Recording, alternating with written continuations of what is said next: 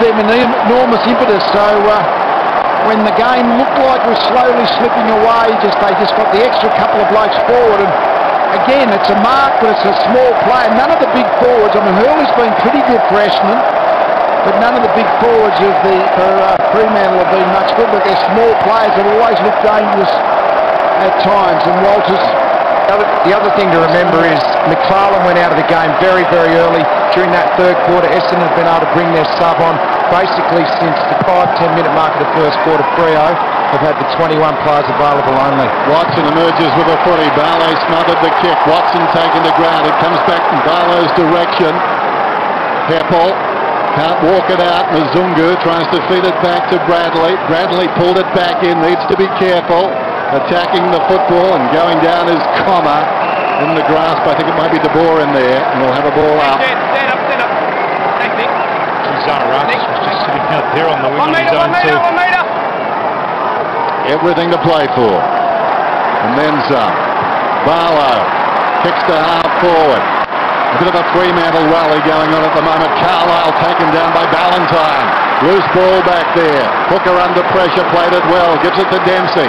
Confronted by Pavlich. Just the 2 possessions in the second half for Pav. Now Carlisle, his master, comes across the ground. Melksham under pressure, gets the kick off. Up towards the wing. Subin over the top. Working behind his Howlett. Picks it off to Hocking. Hocking now drives the ball. Vacant man is Hurley, all on his own. He marks. He's about 55 from home. He sends it long down towards full forward. Bell Chambers was there. It bounces and bounces through for a behind. Essendon's lead now 5 points. 8-12, 8-7. Mzungu marks the quick. Gee, they got away with one there. Subin had to come off his man Comma, and then they had an overlap all the way down to Hurley. Lucky to get away with that, Fremantle. Bombers by 5 points. You've got to ask the question now, Tim, of an Essendon legend. I mean, if they get up and win this game, this has got to rank as one of their great victories, given everything that's gone on. Down 6 goals at half-time, away from home and not looking like it. It's been outstanding. Fife taken down. Heppel over the top, content to keep the ball in. And the umpire says he didn't make an attempt. Hang on immediately, Heppel. Kicks inside the forward 50. Hurley launched himself. Mzungu sort of put it on the ground. Davey twisting, turning, gets out of trouble. Sends it to a dangerous situation. Knocked away from Crameri. Surrounded though by Dockers. Sutcliffe comes back to Johnson. Johnson hard against the boundary line. Goes out to the 2 number 1s.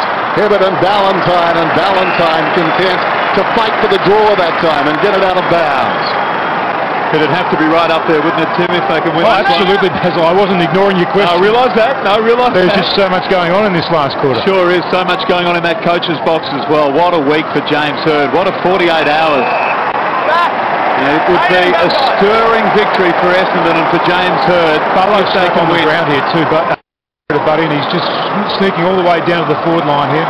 Walters, he might sense that they've got players forward and Main as well. It could go across. Main kicks and Fremantle are back in front.